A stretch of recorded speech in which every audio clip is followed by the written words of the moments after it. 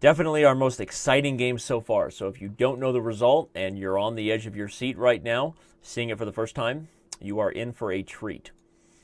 After bishop to b5, we had our first Berlin. So you might be thinking, Danny just said this was the most exciting game and I don't know the result. What happened here? Well, this Berlin did not disappoint, despite the potentially disappointing start. Not only did we get a Berlin, but Carlsen didn't play d3, which these days is pretty much accepted by all top grandmasters as the most dynamic and flexible way to play. You avoid all the forcing variations of the Berlin endgame. It's what Vishy Anand played against Carlsen when he had the white side of the Berlin, and what Carlsen did against Vishy Anand in their world championship just a couple years ago. So, but Carlsen didn't. He played castles, and then not only did he not meet knight takes e4 with d4, also still accepted, I think, as white's better winning chances to get that Berlin ending, he played rook e1. But as we saw in the press conference afterwards, Magnus Carlsen confirmed that this was exactly what he wanted, the kind of position he knows he's the best in the world at, which is a tiny edge, a peaceful position with a slight pull, where he feels like he can outplay people with just chess skills. And so after rook e1, knight d6, and takes, this is how the variation goes. Don't ever take on b5 unless you are prepared to resign to a discovered check, #pro tip. So of course that didn't happen. Bishop e7 happened, and we're going to get trades on the e-file nonetheless. And one of the things that makes this position so boring, quote unquote, is that you're looking at a structure with absolutely no dynamic pull, no differences. It's completely symmetrical other than one side having the pawn on d4 versus d7. That development difference does make a little bit of a difference. It forces black to kind of come up with new ways to get the bishop out. But overall, these positions are very tame, not a lot of fire on the board. Again, we're still waiting for Danny to tell us how this game got so exciting, but I have not revealed the result yet, and don't worry, I won't. We are gonna get there now, and it starts with Carlsen playing the first sort of weird, surprising move, rook to e2. My man, Grandmaster Bobby Hess, who once again, of course, we have to bring up his beautiful face and remind everybody that a lot of the analysis here are originally done by him before I add my own educational twist for beginners and lower level players. Thank you, Robert. He gave this 2 exclams, which of course is completely ridiculous, but he did give it 2 exclams for it being just a complete psychological blow to Karjakin to play such a weird move in this position. The move rook to e1 has been played 672 times. The move rook to e2 has been played 5 times and never by anybody worth their salt. Also, for the 3rd game in a row, Carlsen is the one who deviated first. So for someone who doesn't really pack a lot of punch in terms of his opening repertoire, not Carlsen's game. And for Karjakin, the dreaded, feared Russian preparation we've all been waiting for. Right now, Karjakin has been the one sort of on his toes, having to figure out his way through openings he hasn't seen before. And so Carlsen gets 2 exclams from Bobby for that. It's an interesting idea. Let me explain what the idea is about. Although before I do, I'll say that rook e1 is not a bad move at all. In fact, the last time Carlsen had this position, he actually played it against Kramnik and went on to have a very nice position. As the position is simplified, he eventually had an advantage on the e-file. And okay, so that was a game that he could have played. But again, Carlsen not interested in that. Plays rook e2. But the idea, as we're going to see in a variation that goes, let's say something like after knight f5. If c3 and then d5, and we see bishop f4, bishop to g5, or sorry, not d5, d6. Bishop f4, bishop g5, and the trade happens. One of the things that can happen in this line is that eventually, as development is completed, white has the ability to quickly get both rooks to the e-file in a way that's much more efficient than having this rook on e1 and now having to waste a tempo. So as crazy or deep as that idea seems, that's sort of the point of rook e2, is that if black tries to play the normal Berlin, moving the knight and bringing the bishop out to the standard way toward the center, maybe white has chances to double rooks quickly and take advantage of the only open file. So that sort of forces black's hand into playing b6, which threatens bishop a6, the other way to get developed. And again, bishop a6 would lead to a bunch of trades and a peaceful result. But as I said, this game gets exciting. Now Carlsen plays rook e1. So he just literally played rook e2 to induce b6 and then rook e1. Are you serious, right? But his point is, he believes that b6 is in the long term is a move black wishes he could have back, and maybe creates opportunities for white to attack weaknesses on the queen side. You know, I think from a psychological perspective, he was setting the tone, as Robert said, but the truth is, objectively, nothing really happened here other than a bunch of trades, as now Karjakin said, you know what, enough shenanigans on the e-file, let's trade pieces, buddy. And that's exactly what he does here. He plays rook e8, we get a trade, and the queen trade is offered, and once again, we are in another endgame, and we're ready to play. The game is not over. White played a4 now, the threat of a5, an important threat which forces a6. This is a good pro tip for everyone to put in their pocket. Sometimes when you're dealing with the threat of a pawn push that might open a file for your opponent or maybe threaten a6 and create some problems, one of the ways to deal with that is to push your pawn all the way and just stop it. But now you've fully committed, and maybe this b5 square becomes open and available for different pieces and for some different targets. In fact, there's even ideas where this might occur immediately. Are you going to let me double your pawns, or are you going to let me win this pawn? So, and bishop f4 would be met by g3, and again, you're going to lose this pawn. So if you can't deal with this pawn advancement by you know, sort of grabbing the bull by the horns, a6 is a flexible move, because now black fully intends to meet a5 with b5. So what you do there is you create a defensive anchor, and you're ready to meet the pawn push by countering with a pawn push, so that makes white also want to kind of sit tight. Little bit of an instructive point there. After g3 and g5, the main point is that we're going to get a bunch of trades further, because all Carlsen really wants is one dynamic difference in the entire game. A knight versus bishop struggle. Can I outplay you with a piece that can hop around and change colors and create new targets? Or will the position become open enough where this bishop gets to flex its muscles on both sides of the board? That's the struggle we're going to get in this game, and that's exactly what we had. Karjakin plays f5 to immediately activate the king, and the truth is, again, all things considered, despite Carlsen's favoring of this position, he wants this position, we know that, because it's the kind of game with a slight pull that's peaceful, he can outplay his opponents. But still, Karjakin is also one of the best defenders in the world, and he's ready to play positions where he's a little bit worse and say, all right, you know, I think I can defend these positions. Knight to e3 is played. Again, we're doing with the knight exactly as I've highlighted. We're maneuvering the knight around. We're switching colors and trying to poke fun at things and create opportunities and tactics. Karjakin not interested in the rook ending if he has to double his pawn, so he retreats, and now that gives me the open file if I'm white. f4 is a good move in the sense that it's a risk always to put your pawns on the same color as your opponent's bishop. But when you have a knight and not a bishop, if you're fixing your opponent's pawns on the opposite color of the bishop, that also means you're now putting a pawn in a position where the bishop cannot help with defense. So that's the balance, right? If you risk putting your own pawns on the same color as a bishop, you may give your opponent targets. But if you can fixate a weakness that's on the opposite color, now if this knight and rook can somehow gang up, black is playing with less defenders to our attackers if you're white. So that's the idea to keep in mind, and always to evaluate those things in your own games as you try to outplay your opponents in endgames, because remember, the person who wins an equal ending is the person who plays better. Not all equal endings are draws. And this game is on the way to proving that. Still didn't give you the result, okay? After b5, we get takes and bake, and now knight e3. The knight is headed exactly to the square I said we would. And after king to f3 and rook a8, the rook gets to the g file, and just as we predicted, we have a doubling up coming up here on the pawn. It's tricky. If you're black, you want to keep your pawns on these opposite color squares as the bishop, because together your pawns and your bishop are keeping the knight at bay. But you also want to create counterplay and open lines for your bishop. A tough position for Karjakin here ensued, and he was under time pressure. So what did he do? He started making mistakes. First with rook a2. The rook doesn't belong there. Okay, that sounds weird, right? Like, hey, you can't sit here. Can't sit here. Forrest Gump reference. Wait, that's not the right accent. Can't sit here. I'm struggling with my Greenbow, Alabama references. Sorry, sidetrack. But the rook doesn't belong here, okay? He's not going to get the counterplay that he needs, and the rook is going to eventually want to swing back. But it's really the next move that's the big blunder, because both in this position here and in this position, if black plays bishop h6 and guards the threat of g5, there really isn't a concrete way for white to break down just yet. The line we analyzed was with d5, and after the rook comes back, we swing and try to get to the d file, but it seems that black is getting now targeting the f pawn, as we said would be his advantage, in time to sort of compete with white. The analysis isn't clear, but at least there's counterplay there. the other idea for white is not d5, but actually the rook lift to try to come here.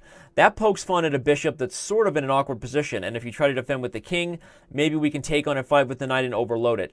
White is still holding the cards, make no mistake about it, but black is in decent shape to defend. But it was in this moment where Karjakin kind of struggled and decided he needed aggressive counterplay to deal with the fact that he was losing the pawn, and he played c5. This move is now leading to a series of forced moves that end up giving Karjakin, or giving Carlsen, an extra pawn advantage. Starts with rook to g8 to gain a tempo, and after king f7, now the f5 pawn is hanging, we come right back to hold on to this pawn, relieving the pony of its duties, and we gobble f5. The problem for you, the d4 pawn's falling, but here's where Karjakin is a genius. He knows when he's under fire. He knows he's now playing for one result, that being a draw is his only thing he can get. Carlsen's playing for two results, a win or a draw, but Karjakin is ready to defend. He plays d3. Not only is it a good move because you're going to lose a weak pawn anyway, note that trying to defend this with a bad bishop, bad pawn is probably just going to get the king in some kind of mating net as this guy and the rooks come up. This is going to get ugly for black. So d3 is played. He gives up the pawn, but in doing so, he also separates white's pawns, which is really critical for the future of this game. After the knight comes to d4, black plays b4. He wants to make sure this bishop can defend and defend the king, the critical mating net squares at the same time.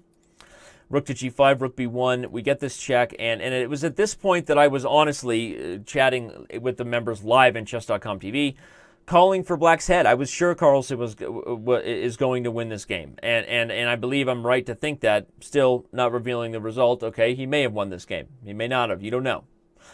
But this position just seems like white is on his way. You are up a pawn, and you have dominant pieces and a dominant king. This should be winning for white. Rook e1 check, king f5, rook d1. But Karjakin's pesky, and he's not going to go away. Rook to e5 check and rook to d5 forces the hand where we get the d3 pawn traded for the d7 pawn. Now this position still seems more than precarious for black. After rook e5 check, rook to e2 guarding the h2 pawn, bishop to g7, and knight to c6. We're in a tough spot if we're black. You're down the f-pawn. There are all kinds of threats like, why can't I go take this? Well, because you're going to get mated. Knight d8 check. The only move is king f8. If king to g8, we give a little check-a-rooski, and then a little mate town is going to occur town on f8 town. So after king f8, we'd have another check. You can't go to the g file. You will always lose the bishop, which means you're forced to retreat again. We repeat again. You still can't go here, still because of rook e8. So we continue to go for lines where white is just checking and picking up pawns. Eventually, the king comes into g6, and black is mated within a couple moves. So you're literally looking at a position where black is totally against the wall. This looks to be losing. Down the pawn, the mating that's coming. But Karjakin does not go away. He plays rook h5 check. And then he swings the rook very patiently to its most active defensive square, where it not only makes white's life difficult to push f5, after, for example, knight d8 check and king g6, f5 is stopped, it also, for the first time, threatens h5 check, where, for the first time in this endgame, white's pieces start to get pushed back, and black's pieces start coming forward. Things are changing. Things are shifting. After the king comes to e4, still the b3 pawn, just not capturable, by the way, because of rook g2 check. Never miss basic tactics. After bishop f6, rook e3 defends the pawn. I'm not sure if white is winning in this endgame. I'll be totally honest with you. I'm a little tired. This has been like a 6.5-hour game. We've done a lot of coverage here. I'm sticking this out for you, the fans, who don't know the game and you want this educational review. And I'll give, on the point of education, let's give the fans a tip that you really don't want to, if you think you've made progress holding in the rock-solid way you have, you want to hold your ground. Transitioning into an endgame, if you haven't calculated for sure it's a draw, probably you shouldn't trade, which is really the opposite of what most amateurs and beginners do, so you should learn from that. They trade down, always assuming that less pieces is getting them closer to a draw, and it's just not the case, and Karjakin doesn't do that. He plays h4 to take away the threat of rook g3 check, and now after rook to e1, the truth is, with the king and bishop sitting very solidly right where they are, and this rook holding the 4th rank, this position here probably should have been a draw. Karjakin has defended incredibly well. But unfortunately, it is a game, not a science, and he makes another mistake. Here he plays the move, bishop to g5. Why is this important? Without the bishop on g5, the idea that Carlsen had wouldn't have worked in the game. If he does anything else, something like rook e4 to cut off the rook's protection, so that this king can start coming in doesn't work because I'm not attacking the bishop. And so you can start gobbling, creating counterplay on your own. But in the game, Karjakin played bishop g5, which allowed rook e4. Now I come here with tempo, and suddenly your rook is trapped, unable to take these pawns that you would like because I'm going to take the bishop. Black is once again on his heels. The bishop comes back to e7, and he has calculated a key idea, a theme that's going to be important for the rest of this game. He intends to capture this pawn and to sacrifice the bishop, thinking that in variations like this, he's going to get a whole bunch of pawns. And if you know anything about theoretical endings, you know that a rook and knight cannot beat a rook straight up. So as long as black wins this pawn, which he's going to, you can even lose both these pawns, and it's going to be a draw. The problem that he missed, and we're 100% sure of this, the live Chess Center show we did with Nazi Pakizi, if you're not watching our live Chess Center shows every day on Chess TV at 5 p.m. Pacific after the game, you're missing out. The idea that he missed for sure was that in this line, White is not going to take right away. White has an intermezzo, a Zwischenzug, yeah? He has the check, yeah, and then we capture this one, because now when you take it, I get the check here, yeah? And your king is forced to walk right into the fork. Yeah, everyone wants to ride my Yaris. So this was what Karjakin missed, and this is where the whole thing changed. Because once this check occurs, and Carlsen started entering, for sure this is going to be a one game, right? I mean, now you have an extra pawn. The rook and knight are dominant. Not going anywhere for a while. I got a mating net coming. And after rook takes h3 check in here, I was like, what? Right? I mean, the bishop's hanging, and there's got to be a win here. For sure. After takes, and then knight to c6 to guard both, there was a win here. But this moment here was critical. We get an endgame similar to what we just calculated. Black has gotten 2 pawns for the bishop, and indeed, this pawn is hanging. The problem is, you can't take that pawn as long as there's a fork here. But white has to find a way to guard this pawn and deal with the potential passed h-pawn. And there's really only one accurate plan to do it. There may have been different ways to win. The computer, I'm sure, would have multiple because I'm not an engine. But I did stay at a Holiday Inn Express last night. And what I do know is, before you can calculate complicated variations, you have to establish what are the ideal places for my pieces, ideally. Forget if I can put them there now. If it works concretely, I'll figure that out. Before I make it work, what am I trying to make work? And this is where Carlsen lost his way. He was under time pressure, and it's easy for us to criticize, but it has been analyzed a lot now, and we're pretty sure that this plan that he chose went the wrong way because he overestimated the need to win the b pawn and to hold on to his pawn, and underestimated the need to protect against the h-pawn pushing. And again, if you haven't seen the game, I hope this analysis is blowing your mind right now, because this is really the key moment. The first key moment was this move, exclamaviach, boom, rook e1. You can't take, because that's a fork. The rook on e1 is going to be more useful for stopping this pawn than anywhere else on the board. If a move like rook to c3 is played, now we give check. You still can't play king f4, by the way, because check a Ruski, that's a fork. And after king f6, I'm just gobbling the pawn. Rook to d3, rook e4. And black's king is helpless to do what it wants to do. Gonna be a win. Also, after rook to e1, there's really not any other way to go about that. If you voluntarily move the king, we have similar issues here. As we did before, actually. In fact, there's a couple of different ways it can go. One is knight to d4, and after rook e6, we have moves like knight to e6. Actually, I think the easiest is knight here check, followed by knight here, and put the rook and knight together on the first rank, where again the king cannot enter it, and white will be able to catch up with the h-pawn. In fact, here I don't voluntarily need to play rook d1. I just wait for you to attack me. I would just take the pawn right away. So again, the complications are there. Of course, you can all analyze it with a free engine as you have, but the ideals that were missed were just understanding how important it was to stop the h-pawn, not to protect this pawn. The other move, instead of knight a5, that could have been a little bit better was also just knight d4 right away, again, with similar intentions as what we're talking about, making sure we get the knight back to help with the pawn. Carlsen didn't. He played knight a5. Yes, it defends b3, and yes, he ensured that he was going to win the b-pawn, but here's what he missed. After rook to b7, we're not pushing h3. We're playing rook a1 first, exclam, hitting the knight, and we're allowing you to take the b4 pawn with check, because when this king gets to g3, you've actually still not solved the problem of how do you deal with the awkwardness over here and stop the pawn. Rook to g4 check was played, and then the move knight to c4 came in.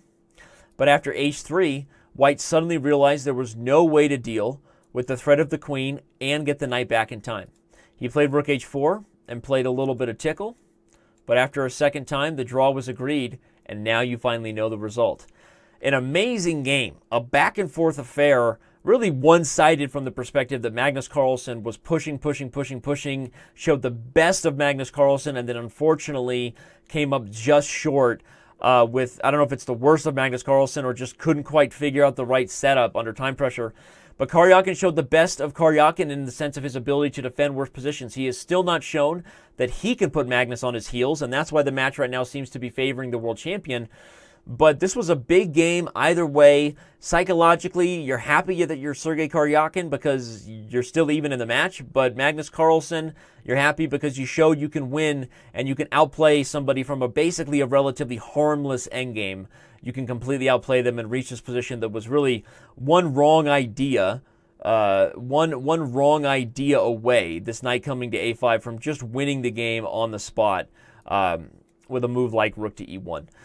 So we thank you for joining and watching my post-game recap here. The video here is a little longer than the previous ones. That's because the game was more complex.